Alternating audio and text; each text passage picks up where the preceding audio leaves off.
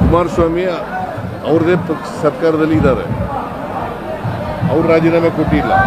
ಅವ್ರ ಮೇಲೆ Ishaan bale FIR ಆಗಿ ಬೇಲ್ ಮೇಲೆ ಅವ್ರು ರಾಜೀನಾಮೆ ಅನೇಕ ರಾಜ್ಯಗಳಲ್ಲಿ ಅವ್ರು ಕೂಗ್ತಾರೆ ಬಿಡ್ರಿ, ನೀವು ಯಾಕೆ ಆ ಕಡೆ ಓದಿಲ್ಲ? ನಾನು ಹೇಳಿದ್ರೆ ನಂದು ನೀವು ಹೇಳಲಿಲ್ಲ. ಪ್ರಧಾನಿ ನಿಮ್ಮನ್ನ ಡಿಫೇಮ್ ಮಾಡ್ತಾ ಇದ್ದಾರೆ ನಿಮ್ಮ ಸರ್ಕಾರನ ಬೇರೆ ರಾಜ್ಯಗಳಲ್ಲಿ, ಅದಕ್ಕೆ ಕೇಳ್ತಾ ಇದ್ದೀನಿ. No, they wanted to destabilise Congress government in Karnataka. ಅವರು ಆಪರೇಷನ್ ಕಮಲ ಮಾಡಕ್ಕೆ ನೋಡಿದ್ರು, ಆಗಲಿಲ್ಲ. ಯಾಕೆಂದರೆ ನಾವು 136 ಜನ ಇದ್ದೀವಿ. ಹಿಂದೆ 2 ಸಾರಿ ಅವರು ಜನರುಗಳ ಮ್ಯಾಂಡೇಟ್ ತಗೊಂಡು ಅಧಿಕಾರಕ್ಕೆ ಬಂದಿದ್ರ. 103 ಜನ ಗೆದ್ದಿದ್ರಿ ಅಂತ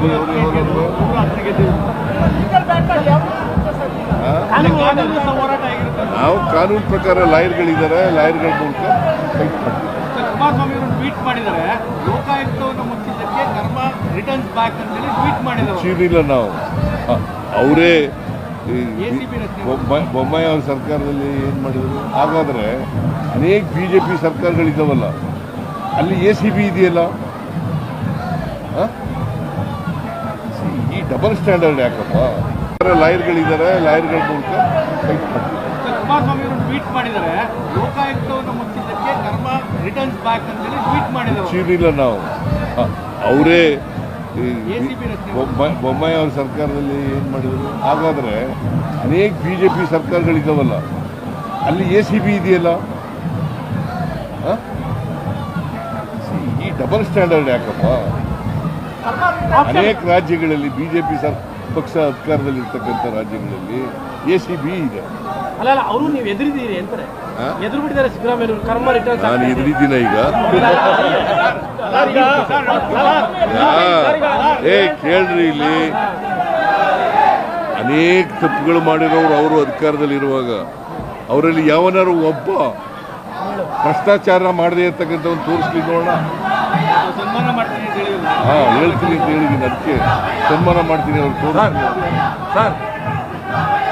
ಸರಿ, ನಾವು ಯಾವತ್ತೂ ಸಂವಿಧಾನಕ್ಕೆ ವಿರುದ್ಧವಾಗಿ, ಕಾನೂನಿಗೆ ವಿರುದ್ಧವಾಗಿ ಏನು ಮಾಡಲ್ಲ. ಈ ರಾಜ್ಯದ ಬಡವರಿಗೆ ಒಂದು ಆತಂಕ ಆಗಿದೆ, ಎಲ್ಲಿ ಗ್ಯಾರಂಟಿ ನಿಂತ್ಬಿಡುತ್ತೋ ಈ ತರ ಡೆವಲಪ್ಮೆಂಟ್ಸ್ ಎಲ್ಲ ಆಗ್ತಾ ಇದೆ. ನೀವು ನಿಮ್ಮ ಸಂದೇಶ ಬಡವರಿಗೆ ನಾವು ಯಾವ ಕಾರಣಕ್ಕೂ ಕೂಡ ಬಡವರಿಗೆ ಕೊಡ್ತಕ್ಕಂಥ ಕಾರ್ಯಕ್ರಮಗಳನ್ನ ನಿಲ್ಲಿಸಲ್ಲ. ನೀವು ಬಂದಂತ ಸಂದರ್ಭ ದೊಡ್ಡ ಬಡ ವೆಲ್ಕಮ್ ಮಾಡ್ತಾ ಇದ್ದಾರೆ ಅಂತ ನಾನು ಸಂದೇಶ ರವಾನೆ ಮಾಡ್ತಾ ಇದ್ದಾರೆ. ಜನ ಅಭಿಮಾನಿಗಳು ದೊಡ್ಡ ಮಟ್ಟದಲ್ಲಿ ಕಾರ್ಯಕ್ರಮ ಇಲ್ಲ, ನಾವೇನು ಹೇಳಿಲ್ಲ. ಅವರ ವಾಲಂಟಿಯರ್ ಆಗಿ ಬಂದಿದ್ದಾರೆ, ವಾಲಂಟಿಯರ್ ಆಗಿ ಪ್ರತಿಭಟನೆ ಮಾಡ್ತಾರೆ. ಅದು ಜನರ ಆಶೀರ್ವಾದ ನಮ್ಮಲ್ಲಿ ಇದೆಯಲ್ಲ. ನಾವು 136 ಜನ ಗೆದ್ದಿರೋದು. BJP ಅವರು ಅಧಿಕಾರದಲ್ಲಿದ್ದು ಗೆದ್ದದ್ದು ಎಷ್ಟು? ಅವರು 66 ಜನ. ಈಗ ಯಾವತ್ತಾರು ಓಲಿ 2008 ಆಗ್ಬೋದು, 2018 ಮೆಜಾರಿಟಿ ಜನರಿಂದ ಮ್ಯಾಂಡೇಟ್ ತಗೊಂಡು ಗೆದ್ದಿದ್ದಾರ? ಎಲ್ಲ ಹಿಂಭಾಗದಿಂದ ಬಂದಿರೋರು